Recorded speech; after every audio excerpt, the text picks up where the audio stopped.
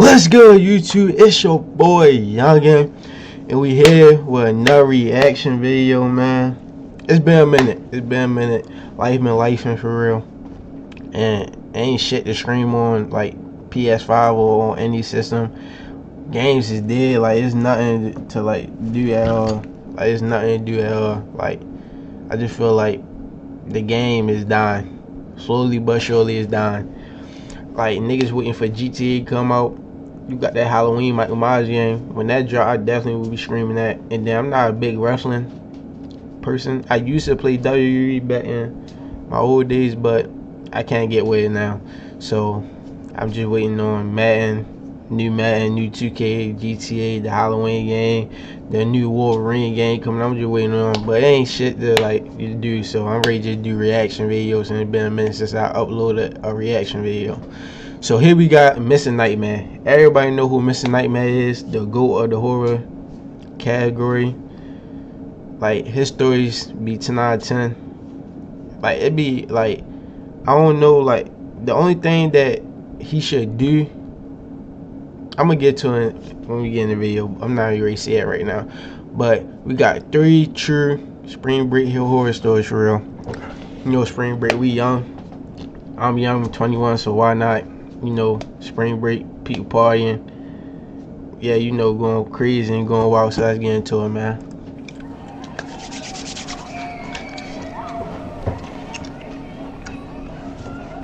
Dude. This happened spring break, about 4 years ago. Okay. My girlfriend Anissa wanted to do something low-key. She'd been talking about a cabin trip for months. Just somewhere to disappear for a few days with no obligations. Her brother Hunter was on break from school and was staying with us at the time anyway, so he came too. I found a place online. It was pretty deep in the woods, which was the point, and it was cheaper than it had any right to be. I remember thinking that briefly, and then not thinking about it again. We got there Friday night around dinner time. The place felt genuinely cut off. You couldn't see the road you'd driven on from the front porch, which I actually liked at the time. There was an outbuilding off to the side of the property, like a large shed which was padlocked. Hunter played with the lot for a second and said it looked new, like it had been swapped out recently. I said it was probably just the owner keeping equipment in there. We didn't really think much of it. It was getting dark, so we went inside and immediately started making dinner. That first night was fine. We had a few drinks on the porch and went to bed pretty early. I can't remember exactly when, but it started lightly raining at some point. The woods were really loud, which was a major surprise, at least to me.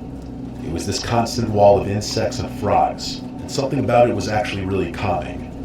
I do want to mention that at some point before falling asleep that night, I heard something bigger moving around out there, although I figured it was just a deer. Okay, see, we're gonna pause it right here. Okay. I see what type of story this is gonna be. But first of all, spring break. Why is you out in the woods? You supposed to be, you know, normal shit. Miami, out on the beach, having fun, partying on a yacht. You know, having fun. Why you out in the woods during spring break? But I get like it's you with your girl and your mans and shit, so I understandable. But that's my biggest fear when it comes to cabins. It's like, I've been to, I had Airbnb out in the cabin before, but it was like not like the woods. You get what I'm saying? Like it was the woods, but not the woods.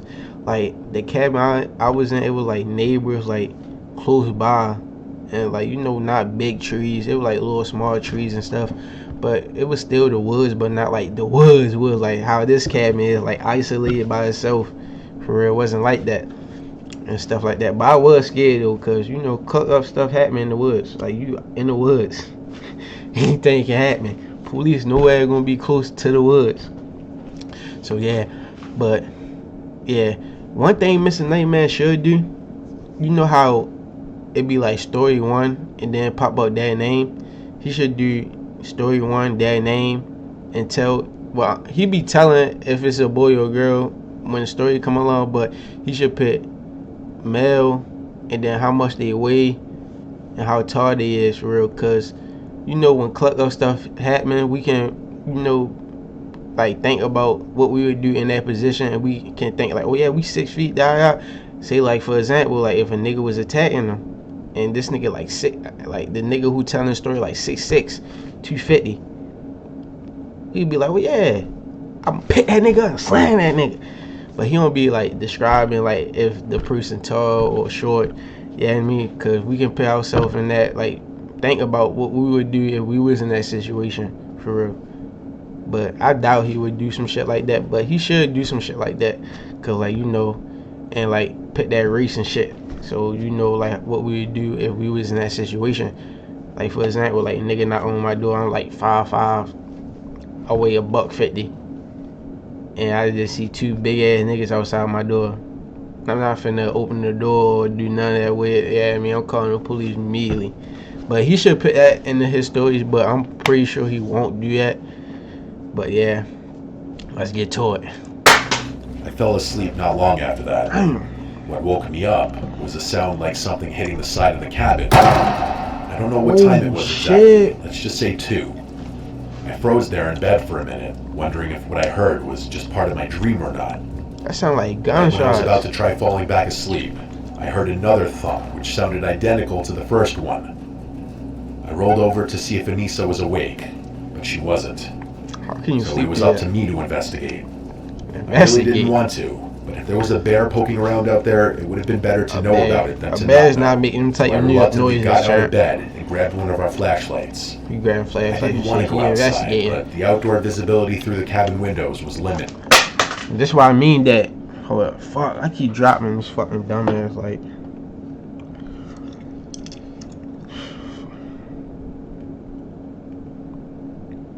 That's what I mean by he should tell like how tall the person is and how much they weigh, and yeah, cause this is a good example right here. This is a good example right here.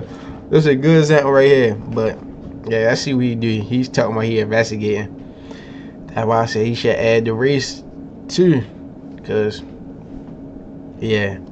But anyway, why the fuck is you investigating, nigga? I'm waking everybody in that cabin up saying. I hear thumping outside, be quiet, we ready to peek outside and see what it is. If it's some cluck up shit, we dipping. Like we hauling ass into the car, to the van, wherever we drove in, we gone. He investigating and they sleep. Now what if he get clucked up, they sleep and they wake up and be like, where Duke at? Duke gone. But yeah, cluck up situation. Despite that, I noticed what appeared to be footsteps on the ground near the outbuilding, which was incredibly alarming. Those footprints could not have been ours because none of us had been outside the cabin after the rain had started. So they not yours and leave. Not to my knowledge. I reasoned that it was possible Hunter had gone out there without me realizing, so I figured I'd ask him in the morning. Still, I was pretty confident that he wouldn't have done that, which made the That's why sometimes you questioning this shit. Like, a real person wouldn't do no shit like that.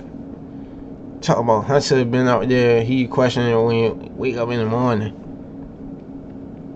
You know damn well Hunter ain't do no shit like that. Situation all the more eerie. You're talking too much, man. We getting back. The footprints didn't look like an animal's, although they were too far away to tell for sure. And if I had been unwilling to go outside earlier, there was absolutely no chance I was doing so after seeing what I saw. I made sure the place was locked up and went back to sleep. Okay. Unfortunately, the night was far from over. I woke up a few hours later to knocking on the front door, which is one of the most terrifying things I can imagine waking up to. Hearing that knocking meant there was a stranger out there, which actually got my heart going a little bit. It was just so late. I couldn't think of a good reason why someone would be knocking on a cabin door in the middle of nowhere at 4 a.m. So you can't the knocking woke up Anissa. So you can't think about a good reason. So what other reason you think he knocking for? Or whoever outside knocking for? They trying to cluck your asses up, nigga. This nigga was about 10 times more scared than I was. I had to do something. So I walked over to the door.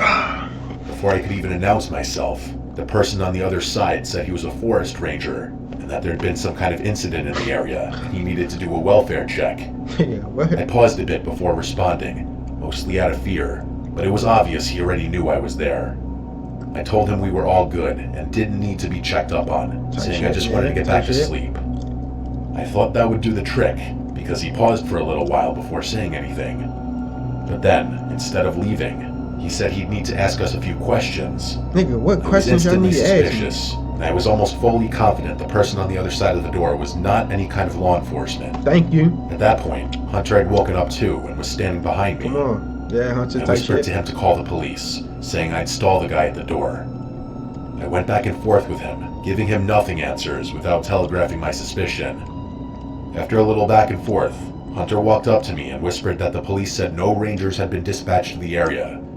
That's what I suspected, but hearing Hunter actually vocalize it made my heart rate kick up again. I was scared and downright panicking at that point.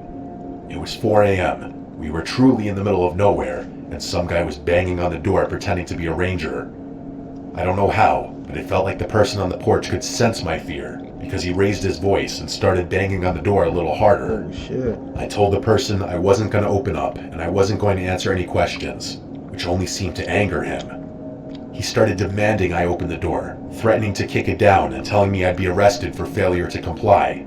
That's when Anissa screamed at him to go the f*** away, which only made things worse. He started kicking the door, and when it didn't give, he stomped around the cabin. I yelled at Anissa to go lock herself in the bathroom, which she did. Hunter and I grabbed some knives from the kitchen and just kind of tracked the guy's sounds around the cabin. I was beyond terrified, but I had no choice but to prepare for a fight. Yeah, This guy meant us harm. This guy was trying to break into our cabin and kill us. Before I Finally. could react, one of the windows shattered into a million pieces. That guy had thrown a rock through it. I was ready for him to jump through, but he didn't. It was the tensest moment of my life. After what felt like forever, with Hunter and me just staring at a broken window, I heard police sirens approaching. I'll fast forward through this next part. The police searched the area, but miraculously, they couldn't find the guy. Hunter was furious. He was practically yelling at the officers that the freak had been on the property less than a minute before they arrived, so he had to be close by still.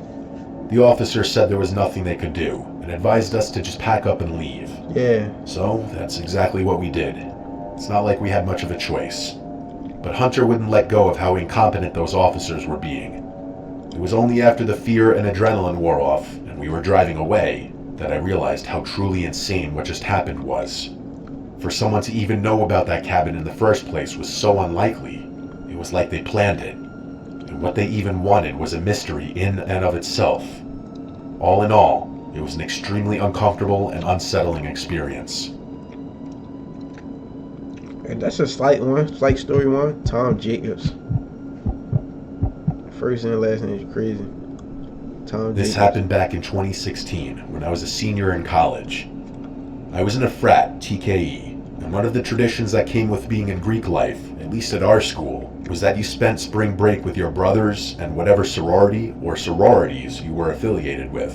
Mm-hmm. The groups were typically huge, usually 30 or 40 people, and everyone packed into the same rental or resort for the whole week. Type shit. I won't say it was the most wholesome experience you could have in your early 20s, but I also won't pretend I didn't have a ridiculous amount of fun doing it. That particular year, the plan was Acapulco. I don't remember whose idea it was originally, but within a few weeks, we had something like 40 people booked at this resort. Bro, I gotta go to Mexico. I ain't been to Mexico. I gotta go. There's no better experience than out the country experience. I'm telling you. On the Pacific coast. The main character in the story isn't actually me. It's my buddy Sahil. I'm gonna try putting this as nicely as possible. He was the kind of person who, no matter what situation you put him in, was gonna find a way to make it louder and more complicated than it Oh, needed so to you be. telling your brother's I story? say that with total affection, because Sahil was genuinely one of the best people I knew in college. He just had absolutely zero self-preservation instinct and no impulse control, which was especially problematic because he was incredibly impulsive. Yes. We were maybe 3 or 4 days into the trip when a group of us decided to go to the local clubs. Okay. It was a great time, right up until Sahil, true to form, started scanning the room looking for someone who could get him something. Let's just say, stronger than whatever was in his glass. I'm not going to bother spelling things out, but it shouldn't be too hard to connect the dots here. It was a terrible idea. We were in a foreign country, in a city with a reputation that wasn't exactly clean. Plus, nobody in our group spoke any Spanish. I told him to drop it. A couple of the other guys said the same thing, and Sahil said he would. But I knew he wouldn't. I had been through his shit too many times. We kept an eye on him for a while, but the place was genuinely enormous, and after a while, we kind of stopped tracking where he was. He was a grown-ass man. I wasn't about to waste my night babysitting him. That's true. I figured he was somewhere in the crowd. Sahil disappearing into a crowd was not unusual. I went about my night with my other friends, and it was a great time. Sahil never turned up though, which I found stranger and stranger the later it got. I don't remember what triggered it, but one second we were all drinking and partying, having a good time, and the next, we were all frantically trying to contact Sahil. He wasn't answering anyone's text messages, and when we called his phone, it went straight to voicemail, meaning it was dead. That nigga got nat.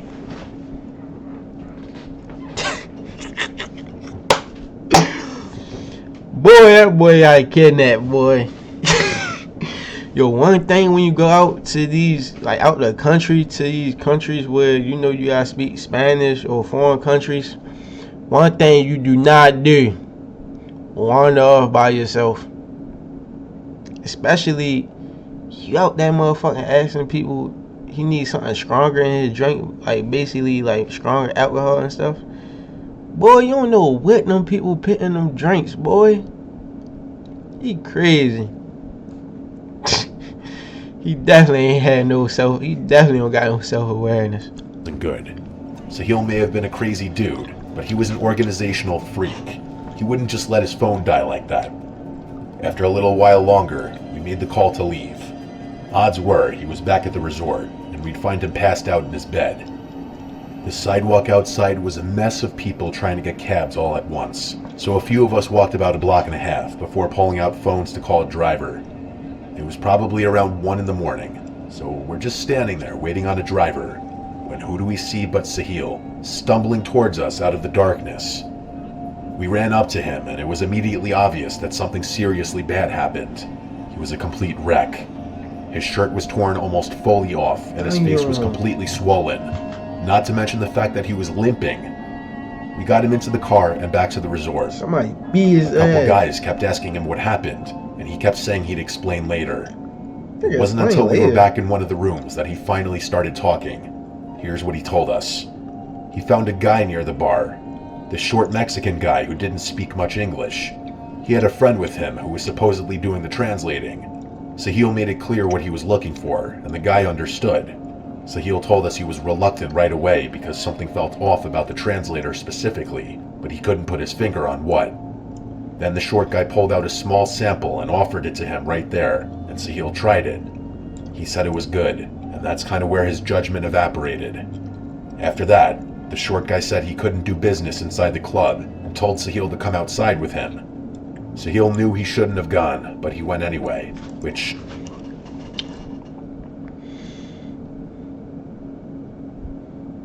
Nigga, you can't do business in the club, but you gave him a little whiff. Right then and there, you poured it out and gave him a little sample size, but you can't do business in the club.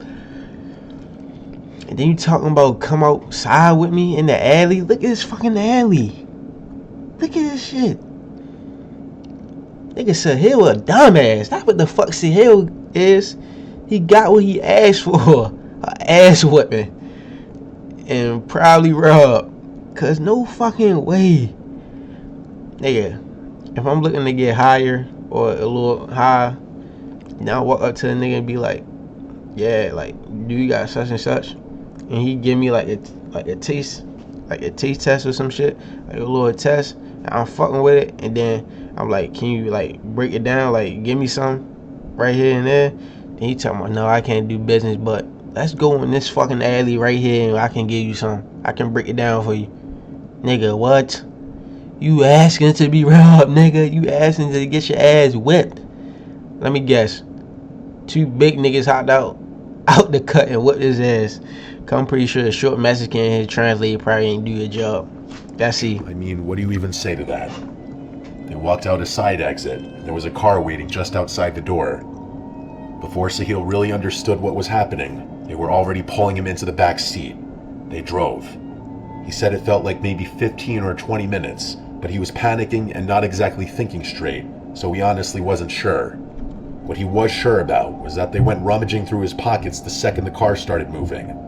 They robbed him, and when he tried to resist, they beat him senseless. Damn. They destroyed his phone and stripped him of everything of value. What saved him was that at some point during the drive, one of the guys asked him why there were so many Americans in the city right now, and Sahil, without really thinking about it, explained that he was there on spring break with dozens of other students from the same university who were all staying at the same resort. He had no idea at the time that he was essentially talking his way out of being killed or trafficked. The two guys went back and forth in Spanish for a while after that. Then the car pulled over and they threw him out.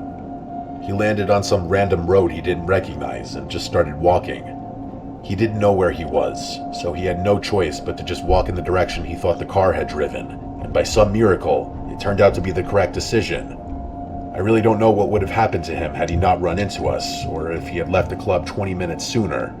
We debated calling the police for about 3 seconds before unanimously deciding that was probably the worst idea for everyone involved, Sahil included.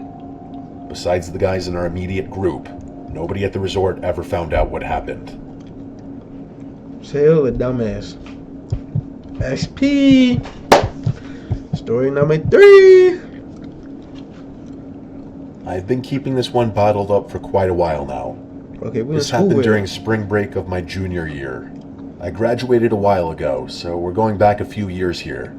I should mention that I'm kind of a paranoid person. I've just always been naturally observant, skeptical, and cynical. Definitely. Those honestly aren't the healthiest traits to have. I end up spending a lot of time overthinking and worrying about things that don't matter, and I can't control it. Healthiest trait to have. My ex-girlfriend Anna had this friend named Lena. Lena was the type of girl who always knew where the party was and was plugged into every group chat and social circle imaginable. She was plugged into all the group chats and all the parties, chats and all that. So you know what that means for you, right? She wasn't your girl. Which is why it wasn't surprising in the slightest when she approached Anna with a spring break plan. She said a girl she knew had told her about a lake house trip out in the Ozarks.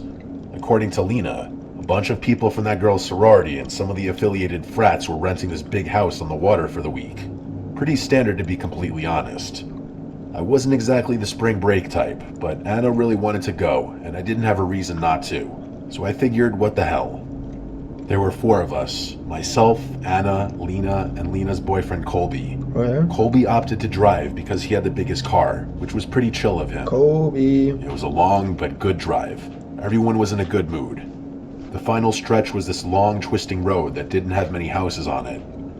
We pulled up to the house around 5 in the afternoon, and my first thought was that Lena had severely undersold it. The place was massive, right on the lake with this humongous wraparound deck, and Damn, that bitch nice. I ain't gonna lie, that bitch nice. See, I love places like this. But it be the most clucked up places though. Like you just isolate, look at all this shit. Look at all this shit. All trees, all woods. Then you got a big ass lake. That bitch beautiful though, but still, I fuck with shit like this. Like, if I can live somewhere and like I can just be with, like, have a star family, wife and kids, a dog in the backyard, this will be it right here. But it can't be no cluck shit going on in the areas though. Like, it just gotta be just us isolated by ourselves type shit. But yeah, I fuck with shit like this. But like I said, once again, this be a most clucked up situation, cause you far from everything. You far from the police station. You far from people. If you call police, they probably take like 40 minutes to get there. Depends on if it's a police station close or rangers and shit. But yeah, look at this shit. Nice, beautiful. dock that went way out over the water. It was the kind of house that makes you wonder who actually owns it. There were also way more cars in the front of the house than I was expecting. Lena had made it sound like there'd only be 15 to 20 people, but I counted at least 25 cars in the grass lot next to the house, 25 with more cars. parked down the road because there wasn't room. That's where Colby had to park. We walked up the front steps to see a guy standing near the front door. He seemed to be about our age, or maybe a little older. He introduced himself, but I don't remember his name, so I'll just call him the host. He seemed friendly enough, But the very first thing I clocked about him was that his speech seemed rehearsed, like he'd had this exact conversation multiple times. And to be fair, he probably had, but it still felt weird to me. You know those safety speeches frat pledges have to give before letting you into a party? It felt kind of like that. He gave us the rundown. He told us where to find our rooms, how to navigate the house, when we could do this or that. Typical house rule stuff like that. Then he brought up the car keys. He said the roads around the lake were narrow and dangerous at night, especially after people had been drinking. He told us it was a liability thing and that they were collecting everyone's keys at the door. Yeah.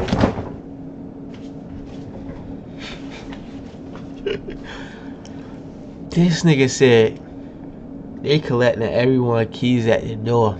You know what I would have did? I would have been like, y'all collecting everyone's keys?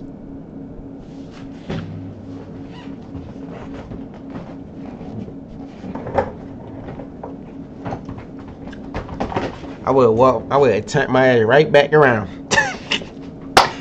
You collect everyone's keys, nigga? Well, walk my ass right back around once he said that shit. Let's see what we see. We see some more fucked up shit. Colby sort of shrugged it before handing his keys over. Colby, a fucking dumbass. Colby, what the fuck is you doing, nigga? You scrubbed that? Colby, what? Colby, where your self-awareness at? What didn't... I forgot what his name is, who telling the story. He said he has self-awareness and he do some shit. That was his, like, he whatever the fuck he said. But I'm pretty sure he said self-awareness. Nigga, where's your shit at right now, nigga? You know that's some clucked up shit. Where's your shit at right now, my nigga? The host made a big show about thanking Colby for playing by the rules, which I thought was kind of obnoxious. Then, he opened the door and let us in. I made a mental note of what he was doing with the car keys, and I was pleasantly surprised to see a big bowl of other car keys on the table on the floor. Fucking dumbasses. The host tossed Colby's keys into the bowl and told us to have fun before stepping back outside and closing the door. We went and found our room, which had 2 double beds and a tiny balcony that overlooked the water. We put our stuff away and went back downstairs. Lena was really eager to find her friends, so we followed her. It didn't take long to figure out where the main lounge was. It was this giant open room on the first floor that was lined with full glass windows, so you could get a wraparound view of the water. It was honestly pretty awesome. There must have been at least 30 people hanging out in that one room, but the weird thing was that Lena didn't recognize a single one of them. They all looked like college kids, Greek life people even, but Lena couldn't find her friend or anyone else she knew in the crowd.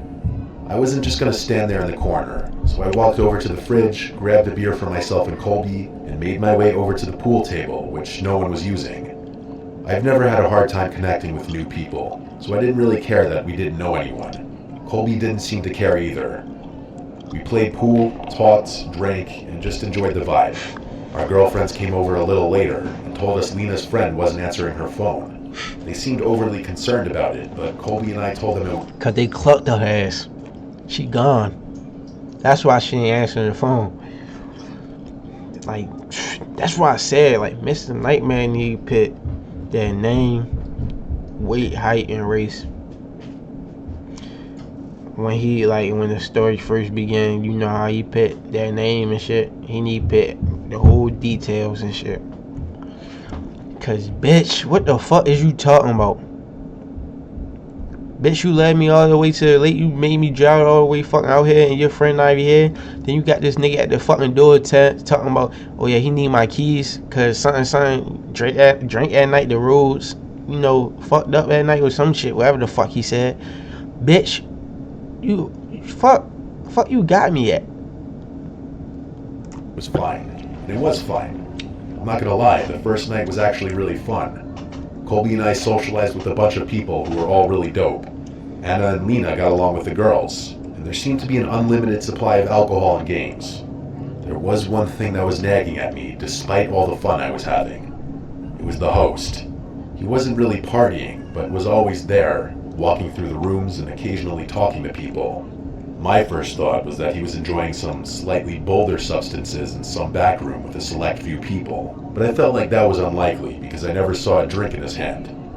At one point, I saw him standing near the back door with a clipboard, like an actual physical clipboard with paper on it, and he was writing something down. Most of the party felt like strangers getting to know each other, which is kind of what I expected, but there were maybe 8 to 10 people who interacted with each other differently.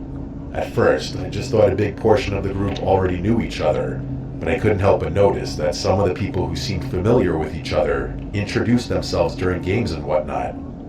As more time passed, I also realized that the 4 of us weren't merging with some bigger group that all knew each other, but rather the whole group was split into a bunch of smaller groups like ours. Besides those 10 or so people, no one knew anyone beyond the people they had pulled up with. I mentioned it to Anna, and she said I was overthinking things, which was probably true. She was also pretty... Nah, nigga, if you have a gut feeling about that shit, nigga, leave, nigga. You ain't overthinking, nigga. What are you talking about? You overthinking? No, you not. You on point. wasted at that point, so I wasn't going to complicate things. Lena's friend never showed up that first night. The next morning, I woke up earlier than everyone else. I went down to the kitchen and made myself a coffee. Then I went out on the deck to sit by myself for a while. I made note of the fact that the bowl with everyone's keys wasn't by the front door anymore, which was a little odd. I wanted to be left alone, so I chose to sit on the side of the house, with the driveway to my left and the water to my right. It was actually really peaceful. Around mid-morning, I noticed a couple I'd seen the night before packing up their stuff. They said goodbye to a few people, and I watched them drive out of sight. Fast forward to later that night, and we're sitting by the bonfire. I was sitting with Anna and a few other people when I happened to glance across the fire toward the far end of the circle. There was a couple sitting together, slightly further back from the group than everyone else. They were positioned with the fire between us, which made it harder to get a clean look. But I kept watching. I realized it was the same guy and girl from earlier, the ones who had left in the morning. I was dead certain of it. I told Anna, and she gave me this confused look. She hadn't seen them leave, so she probably assumed I was misremembering things. There wasn't much I could do to convince her, so instead, I just got up and immediately made my way through the house. I remembered which car was theirs, so I was going to see if it was still gone. I made it to the driveway, and to my surprise, the car wasn't there. Despite that, I was positive the people I had seen were the ones who had left, but by the time I got back to the bonfire, they were gone. I couldn't find them anywhere, and it bugged me for the rest of the night. I didn't bother telling Colby or Lena, and every time I mentioned it to Anna, she told me I was being a psychotic buzzkill. The next morning, I made it a point to wake up really early again. I wanted to go for a walk. I'm not really sure what it was I was looking for, but I needed to convince myself that I wasn't trapped and that there was something outside that house and those people. About a quarter mile down the road, past a bend where you couldn't see anything from the house, there was an equipment shed, some kind of storage building for groundskeeping staff. I walked around it, and my jaw damn near hit the floor. It was the couple's car from the day before. I was sure of it. I just stood there. I don't know how long. I wasn't scared. It was more like confirmation of something I already knew, but I hadn't been able to prove. I turned around and walked back to the house without telling anyone. I was starting to freak out after that. Why would someone pretend to leave? And then I started thinking about those people they had been saying goodbye to, and I wondered if they were in on it as well. I knew what I had to do. That afternoon, I found that couple near the dock. It took me a really long time to find them, and I had to make up some bullshit excuse to tell Anna. I didn't even sugarcoat it. I just bluntly asked them if they had left the morning before. They both gave me a funny look and acted like I was crazy, but I could tell my question struck a nerve. I swear to God, though, it was like everyone around could hear our conversation. There weren't that many people around, but while I was standing there, everyone quieted down a little bit, and I couldn't help but feel like there were eyes on me. Luckily, Anna appeared out of nowhere and told me to have a drink with her. I initially wanted to press that couple, but the way everyone else reacted made me feel deeply uncomfortable in a way that's hard to describe. I told Anna everything, and she actually took me seriously when I brought up the car detail. Then she went on to tell me that she had picked up on some weird stuff herself, like some of the girls having almost identical backstories and stuff like that. I suggested leaving early, but she told me that was probably premature. Either way, the bad feeling I had gotten the first day was getting worse and worse. By the time I woke up the next morning, I made the decision that we were leaving. Anna agreed. Colby and Lena were a different story. Colby straight up laughed at me. He said he wasn't cutting the trip short because I had a theory. Lena admitted it was weird that her friend... Nigga, fuck you, Colby. Give me your car keys. Me and the gone, bitch. Colby, what is you doing? You really a dumbass, Colby. I would went up to the whole like, hey, give me them car keys. My friend Colby, I forgot the other girl name is. They stand with y'all though, but me and my homegirl Anna, we gonna go. And we gonna come back and pick up Colby whenever he ready to leave. But man, fuck Colby. Matter of fact, we ain't coming back. Fuck Colby. You stay here and get clucked up, nigga. Had basically ghosted her and that she didn't recognize a single person in the house, but she wasn't ready to panic over a parked car. We argued about it for a little, and I was actually stunned by how stubborn they were both being. It's not like Anna and I could have left on our own. We needed Colby's car. Y'all sure could take that nigga car. And the plan was to stay one final night. I was cool with that until we went downstairs for breakfast. Every single set of eyes was on me. I felt it and I didn't like it. It wasn't obvious, and I tried convincing myself I was just having a paranoid freakout, but people were definitely looking at me. A lot of people, which I found incredibly off-putting because most of the people that were looking at me hadn't even been part of the group that had seen me question that couple. I started feeling like something really terrible was going to happen if we stayed in the house for even a moment more. Anna felt the eyes too, because she whispered to me that people were looking. I got up from where we were sitting and walked right over to the host, who was standing near the corner of the room. I told him we had to take off and that I needed my keys. He smiled like a fucking robot, then asked if everything was okay. I told him something came up and we needed to head home, to which he actually asked, what happened? I hadn't thought of a fake excuse, so I just told him my it was sister's a sick, family emergency. mother in the hospital. He kept diverting the conversation, saying things like some people had planned a boat thing for the evening, and that the nights always get better as the end of the week approaches. Nigga, I don't give a fuck what get better, nigga. Y'all gotta go. Y'all bringing some fucking cult shit or some clucked up shit y'all got going on here, nigga. I gotta go, nigga. You questioning me, nigga? Fuck is you talking about questioning me, nigga? You don't even know me like that to be questioning me, nigga. Fuck is you talking about? I would've been like, yo, stop asking me your question and give me my fucking car keys before I knock your ass out, bro. Lay your ass down right fucking here, nigga. He was doing everything he could to get me to stay, all while still smiling at me like a freak. I didn't care. I told him again that I needed the keys.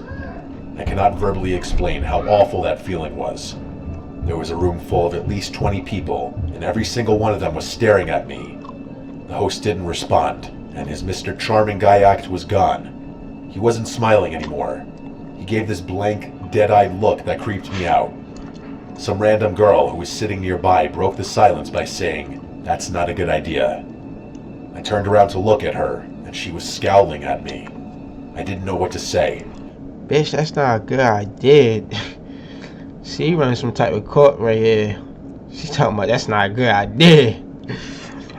Let's see what's happening. I looked across the room and saw Anna, Lena, and Colby, and they all looked horrified. The host finally said, "Okay, fine," or something. Now, Colby, you want to look horrified now, Colby? Colby, you want to look horrified now, but you want to stay, though. You want to stay. You want to stay, but you look horrified now, Colby. Something like that, and told me to follow him inside. I saw Anna getting up to follow me, but when he saw her move, he put his hand out and said no in a loud, aggressive way that genuinely startled me. It was almost violent. He told me that only I was to follow him, so that's what I did. He led me through a maze of hallways before we reached a room with everyone's keys hanging on hooks. Okay. He didn't even ask me which set was mine. He just picked them out because he clearly already knew. I thought he was going to attack me or withhold the keys, but he handed them to me.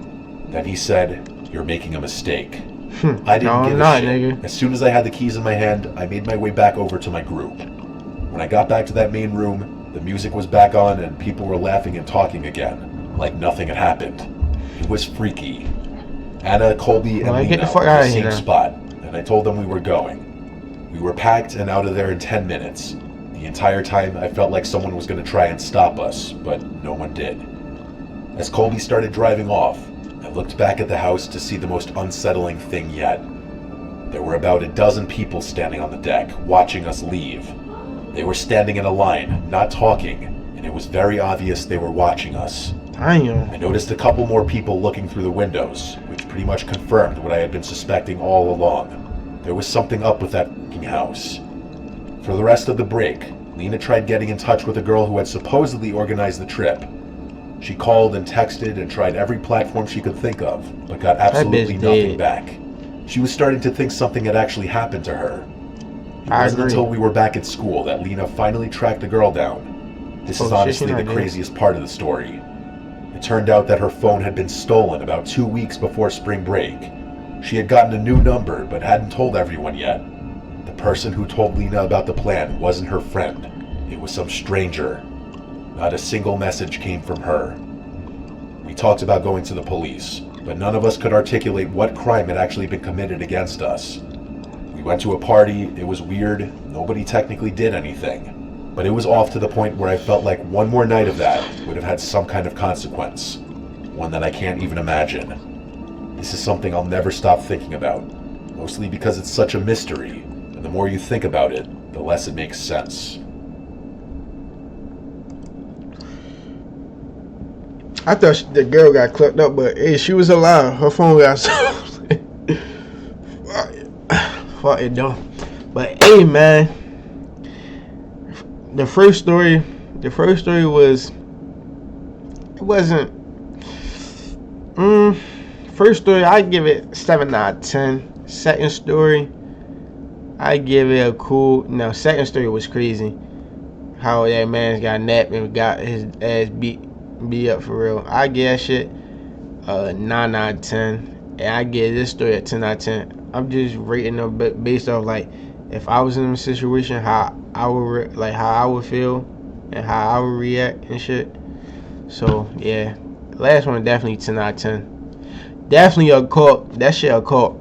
Don't care what nobody say. But hey, man, Mrs. Nightmare don't disappoint. Mrs. Nightmare don't disappoint. Mrs. Nightmare definitely don't disappoint. But it's your man, Youngin, man.